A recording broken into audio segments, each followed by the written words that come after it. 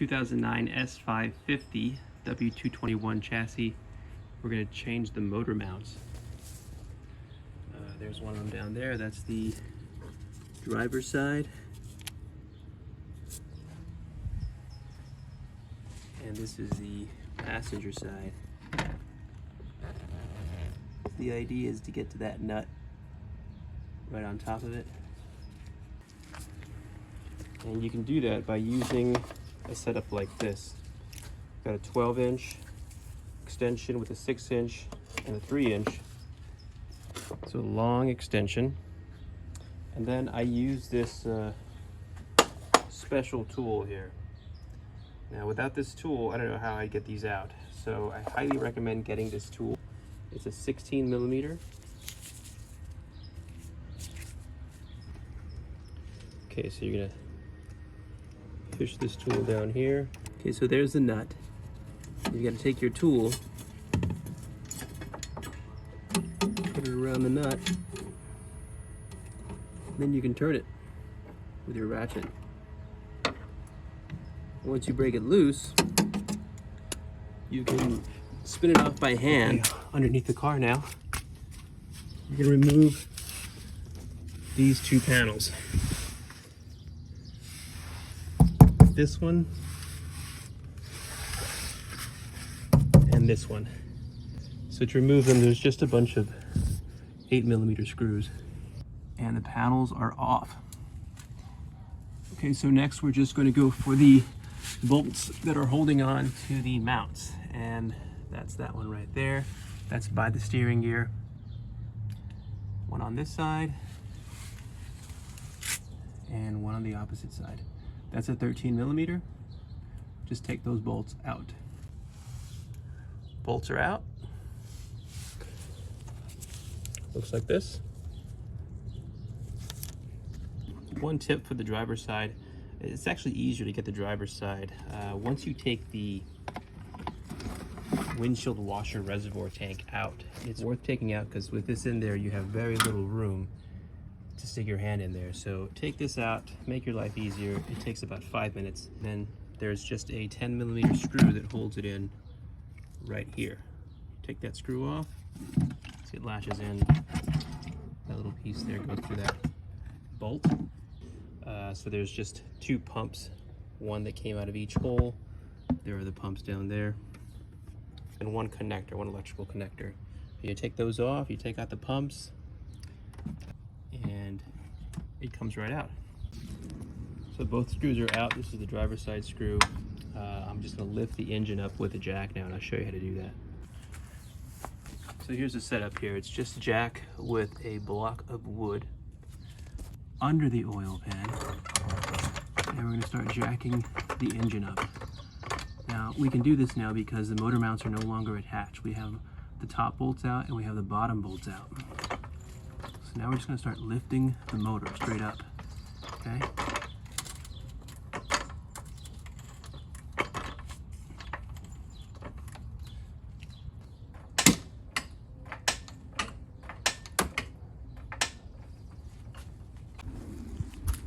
So we're just gonna look at the tension on our hose here. We're okay. Check our vacuum line, it's okay. Fuel line, plenty of slack. We may need to remove the mass airflow sensor if we need to get even higher.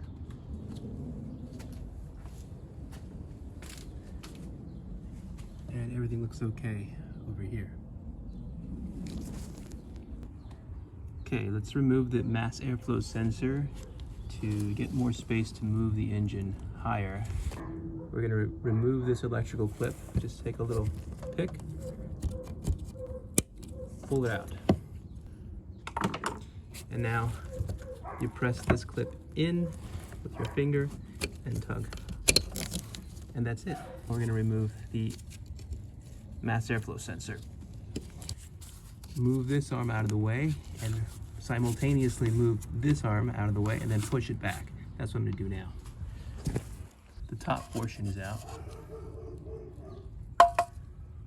Let's take out the bottom portion too. I'm just gonna lift up on this little arm and pull back, and it's off.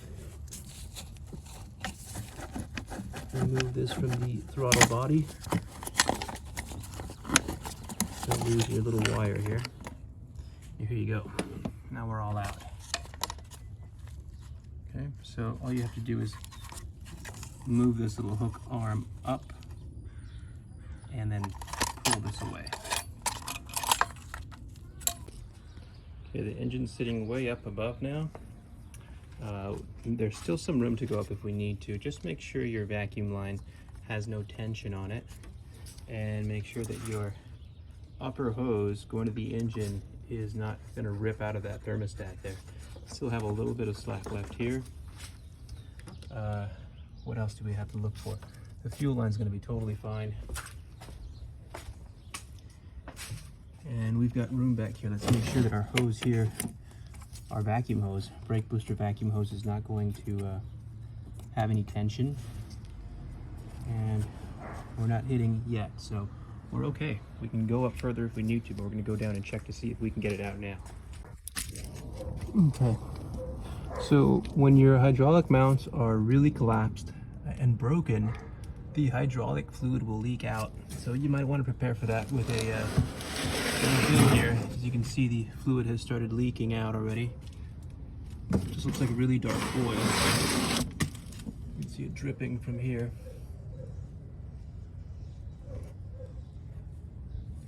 Okay.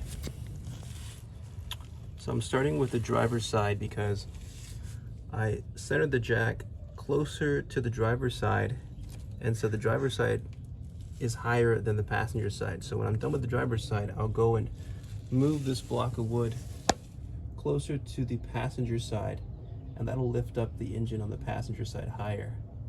Because right now I can't get the passenger side mount out yet, but I can get the driver's side. So as you can see, there's where the mount sits.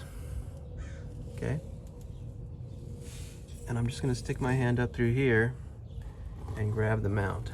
You can see the eye of the screws moving. Okay, and now I'm grabbing it out. Comes right out, and pull it right out, just like that. Okay. Okay, there's your driver's side mount, completely collapsed. I'm going to bring out the new one so you can see the difference. Okay, so the OEM mount on this model is Lemforder.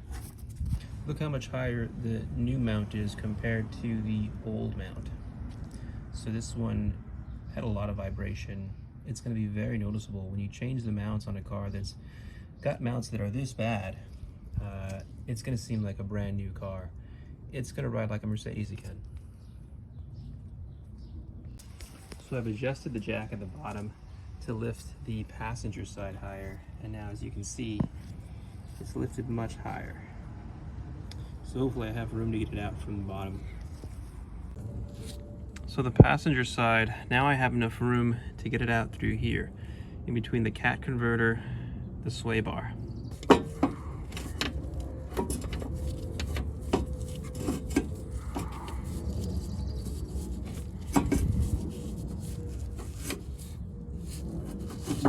There we go, we're out.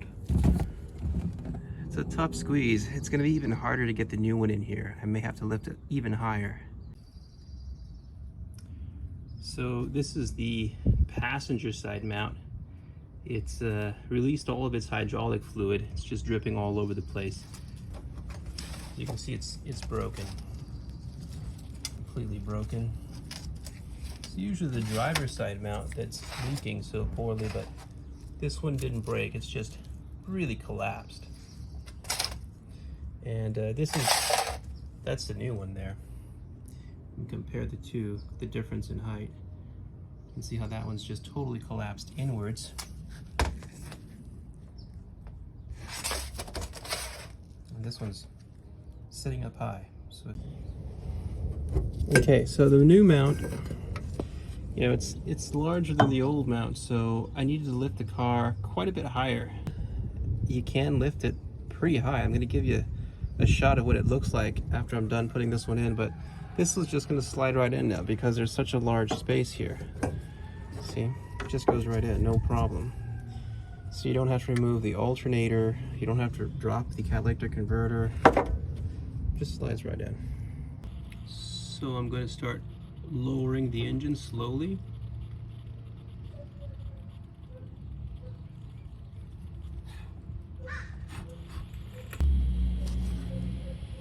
Let's see if that falls into place.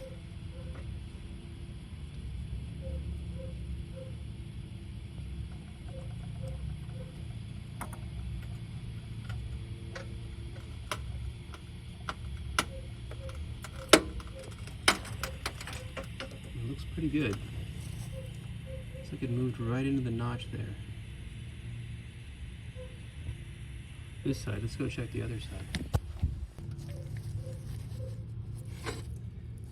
Yeah, this side too. Looks like it worked out pretty well. This side, maybe the notch needs to come out a little bit more. So I may lift it. I'm gonna let it sit and then move the jack towards the middle, the center of the oil pan, so that they both come down evenly. Yeah, I'm gonna move the jack under the center of the oil pan now, so they both come down evenly, roughly at the same time. This may work, but I might be off a little bit, and you'll know it when you try to put the screw back in. So you got to make sure it's even. Okay, so now I'm starting to screw in the bolt after I put the heat shield on top. Now this can be a tricky part because when you have the weight on, if all the weight is on the mounts, that means the jack completely off. It can be difficult to get the bolt started into the mount. So a trick that I've learned is to start to take weight off slowly with the jack while you are twisting the bolt by hand. And at some point, you'll be able to twist the bolt by hand, and that means it's not torqued, and you'll be able to get it in. Once you know you've got the bolt threaded a few turns, you can then do it with your tools. Make sure you're in by hand. You can do it with your tools. This one's ready to be wrenched in.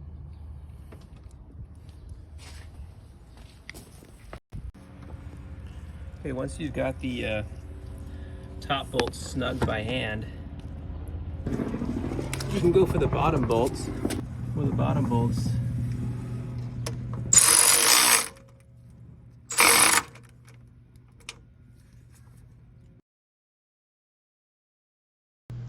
lastly, we're just going to tighten the top two bolts to 50 Newton meters. After that, you're done. Be sure to like and subscribe for more Mercedes-Benz repair videos.